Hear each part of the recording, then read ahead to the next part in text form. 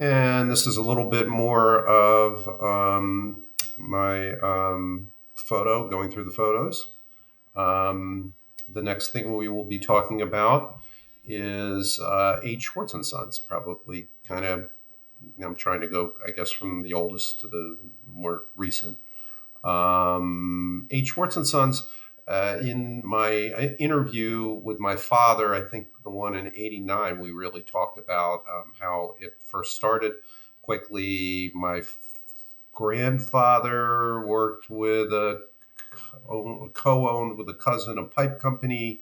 They forced him out and kind of cheated him. And I think that was on my grandmother's side, the Goldberg side, or grandmother Schwartz, the Goldberg side.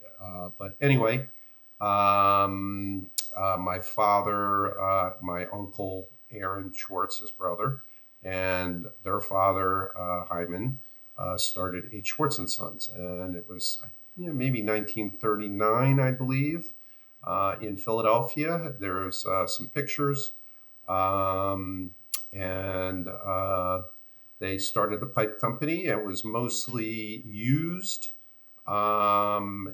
surplus, and secondary pipe. So used pipe they would get from a scrapyard, surplus they might also get from a scrapyard. A contractor does a big job, orders 100 pieces of pipe, only uses 80 of them, 20 left over. That's surplus. And then the mills produce pipe, and when they make a mistake and they have imperfects and irregulars, cosmetic imperfections, we would buy that and sell it for people that didn't need, high pressure gas, steam, water, perfect pipe that we're using it to hold up sign poles, fences, awnings, things that are structural in nature. So anyway, my father, grandfather, and uncle started this business. And one interesting story, and I don't know if it was, I don't remember whether we talked about it in 1989, but when the war happened, my father went off to the Fiji Islands, and my uncle went off to the Battle of the Bulge, Aaron Schwartz, and my aunt Ruth Schwartz. So there was three siblings: Max Schwartz, Aaron Schwartz, and Ruth Schwartz, who married Leon Hoffman and moved to California. My aunt Ruthie, and she took over while they were away, I guess, with my grandfather. And the story was, when they got back, they said, "Okay, you go back to being a housewife," and she wasn't really very happy about that.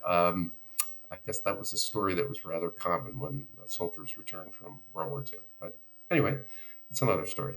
So, graduated high school. I graduated high school, and I ended up working in H. Schwartz and Sons. H. Schwartz and Sons initially had a place in Philadelphia. I'm not quite sure where, but then they moved to American Street, and then they also had a place at Milner and Unruh, a couple blocks north of the Tacony Palmyra Bridge in Philadelphia. Um, and that was uh, Milner and Unruh Street, as I said. Anyway, we had a big strike, and then in 1963, we sold the other properties, and Milner and Unruh Street became the place that was H. Schwartz and Sons.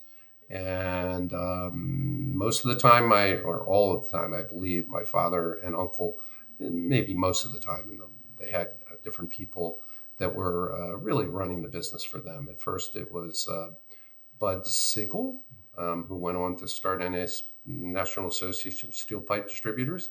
Bud Lair, I seem to remember is the name. Um, uh, One or two other names that I'm blanking on right now. I forget his name. But anyway, and then finally, my ex brother in law, my sister Barbara Levin's first husband, Stan Levin, ran the place probably, I want to say, from early 70s until late 70s, early 80s. And then he left and started his own pipe business in Wilmington. So anyway, I commuted up to Philadelphia for many years. At the beginning with my Stanley and my father, and when we started, there was this was like in 1973. I-95 was nowhere near completed, and so I mean, I think it went up to Chester maybe, and then it started again, North Philly. So when we first started commuting to Wilmington, we drove down to the Delaware Memorial Bridge, over the Delaware Memorial Bridge, up 295 to Route 73, across the Coney Palmyra Bridge, and it would take at least an hour to an hour and 10 minutes when we started doing that. Then they completed the Commodore Barry Bridge in Chester, so we would do it that way. Then they completed a section of I-95 that ended right at, went over the bridge and ended up on Oregon Avenue, Columbus Boulevard now, and then picked up on the other side of Chinatown. We did that for a while, and then finally, basically when I stopped commuting to Philadelphia, they completed I-95. It was lots of fun. I commuted to Philly for a long, long time. So we did move. My father and mother moved to Delaware in 1963, and in the late 60s, we bought a property on South Market Street in Wilmington. And used it as a storage yard and a pipe yard in Wilmington so that my father didn't have to commute every day. I worked there for a period of time, and the guy that was really kind of running the yard, just really running the yard, was a guy named Bob Shepard. Some pictures of him and his son. And they really ran the place. I worked there sometimes. And hold on one second. Okay. I ran the place, or I worked there sometimes. For the first part of my time there, for the first 10 years or so, I was crane operator, yard help. I worked outside. And then, so there's some pictures of Philadelphia back when I was working there. Picture of Stan, my brother-in-law, when he was working there, and Raymond, a truck driver that we had there. Me in working out in the cold, which I just hated working outside in the cold. I didn't mind working outside so much, but I hated working outside in the cold. And by the way, I'm a big, strong guy. I'm 6 foot tall, and so I did a lot of heavy physical labor. And I have 303. I have a really bad back to show for those years. Anyway, there was another guy in here. His name was Ed Reed, big, heavy set guy. Interestingly enough, he was a big influence in my life. So he was the shop foreman in Philadelphia, and I saw him, every working day for years and years and years. He was a big old jolly guy, seriously overweight, but an interesting character. And I would say that he had an influence on my life, more so than, at that time, and my father and uncle. Ed was the one that would tell me where to go and what to do, and kind of clue me into what was going on. I did not get along too well with my Uncle Aaron. So there was conflict there. My father had me and his son-in-law, Stanley, working there. And my cousin Bruce worked there for one summer when we kind of worked there together in the early 70s. And he was like, this is not for me. And smart Bruce, he left there pretty quickly and went into became a newspaper reporter in Lansdale, PA. And then Bruce got picked up by USA Today when it was first starting in Washington, D.C. or Arlington, Virginia, I think. And then he moved to Washington, and he spent his whole career working for USA Today. And I think at the end, he was an editor there. He did very well, and he was very smart to get out of Schwartz and Sons. He does not have a bad back, I should say. Anyway, had a great career. Let's see, some more pictures of Philadelphia. Let's see, Greg. There was a picture of a guy named Greg and his son Doc. Him and I worked together. We were the same age. We were pretty much pals, and he came down to Wilmington later. Foodorama. It's just kind of funny. It's a place up on Torresdale Avenue, a couple blocks away. Every day I would run out to lunch, grab stuff from Foodorama. It was a Jewish deli, so it would be corned beef and pastrami and roast beef and rye bread and coleslaw and pickles and um, just it's no longer there, but it was very interesting. Um, let's see. So then in 19, like I said, late 60s, we bought a yard at 117 South Market, and it's where the Salvation Army now sits. Although I think they just closed that Salvation Army, and they're going to start building there. But it was an old junkyard, and I worked there for a few years.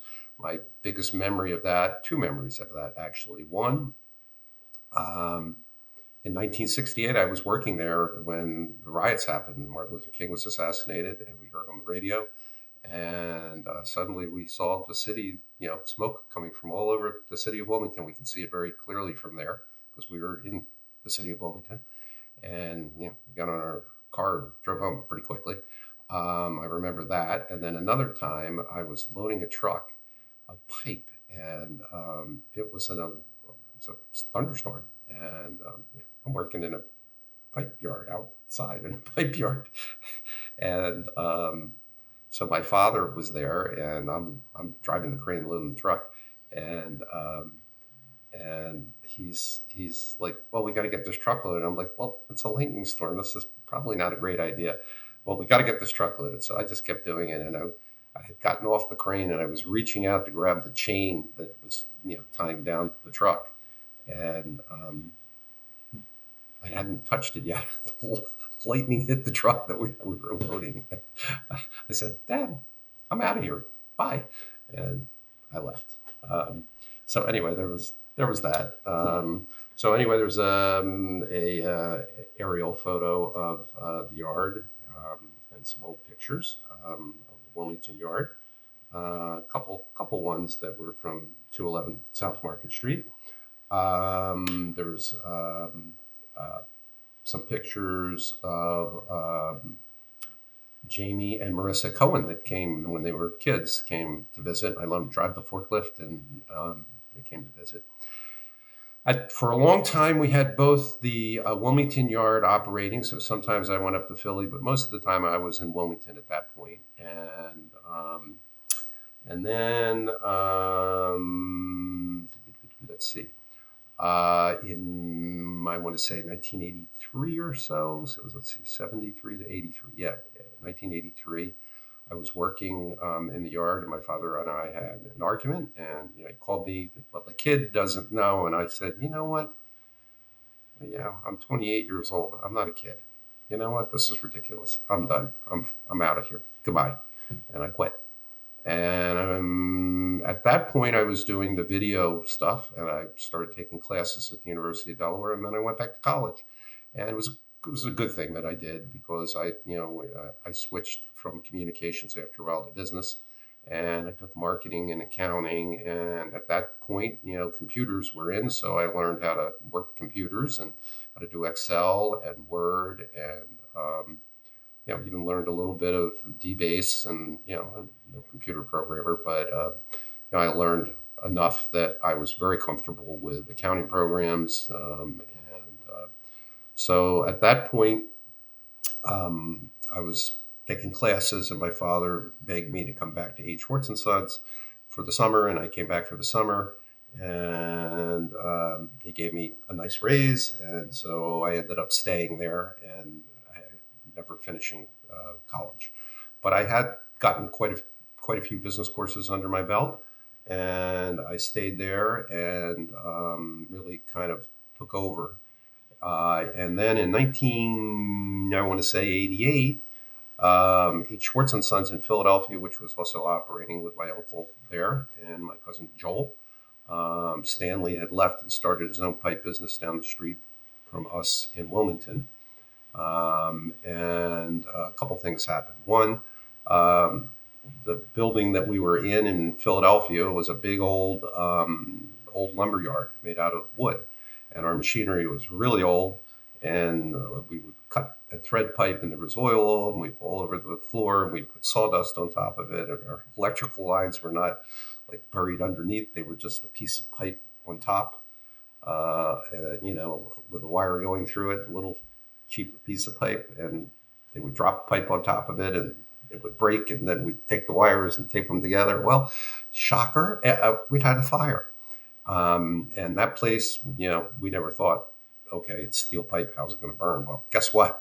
When that, building, which had, lumber like this, 12 by 12 pieces holding it up, it burned. And when it burned, the roof dropped down and it burned, the pipe came out looking like this.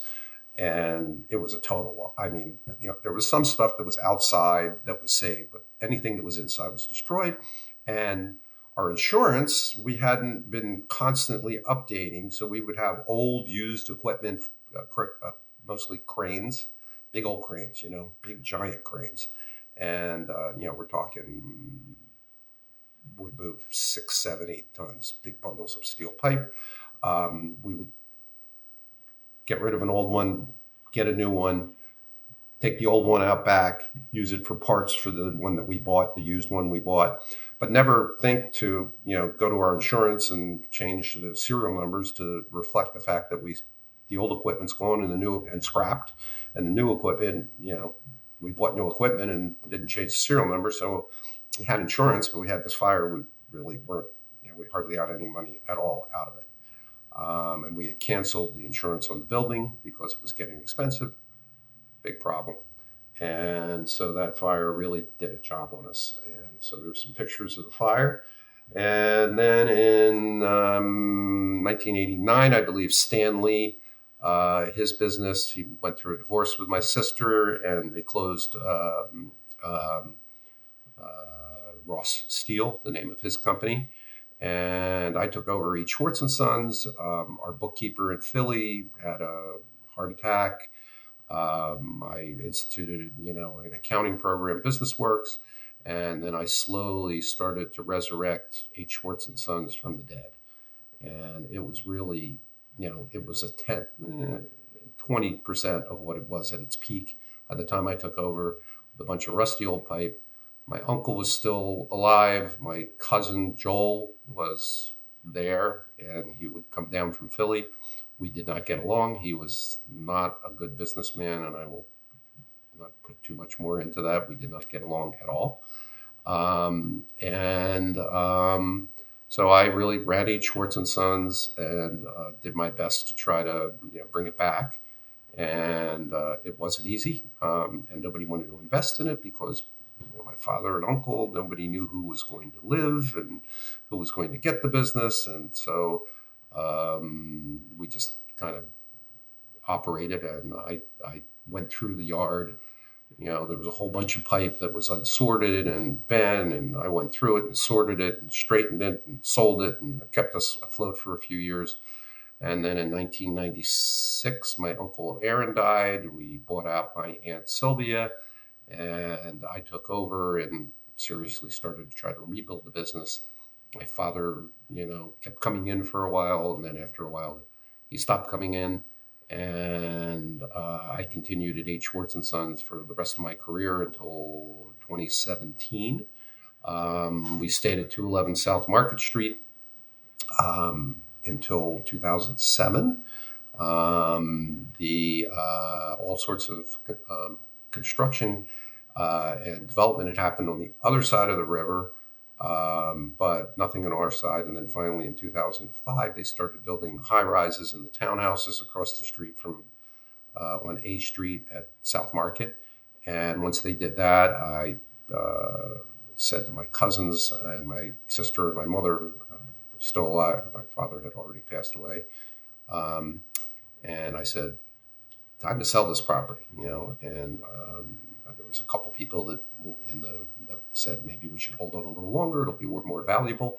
In retrospect, we sold that property at perfect time, because as you know, by 2007, 2008, the economy crashed, real estate went in the toilet, and we sold at the peak of the market. So at that point, Aaron and Sylvia had already passed away. So Bruce and Joel each got a half, and my mother was still alive. She got a half, and my sister and I split a half. So we each got a quarter. And we did exceptionally well. And then we sold that property. I moved to 3605 Downing Drive in North Wilmington, continued to operate that property and the pipe business, focused on the structural end of the pipe business. And then also I started building greenhouses. And so there was a big customer who would buy half-inch galvanized diameter pipe, 21-foot lengths, bend them in hoops. We would sell them the pipes and short pieces of 1-inch pipe that would go in the ground, put the hoop in the ground, space them every 4 feet, put plastic over top of it. They have a greenhouse 96 foot long, 6 foot 6 tall, and just a cold frame, quick and easy greenhouse. So 25 hoops, 50 ground sleeves, a piece of pipe along the top called a purlin that connects them all together with some clamps that hold them in place. And one day I went there, how do you build these? And they told me and showed me. And so I went in, bought a machine, put the pipe in one side, and there's a spinning wheel, and pipe comes out, bent into a hoop. I cut the ground sleeve. So I started selling my own greenhouses. Started going to trade shows. Was approached by someone that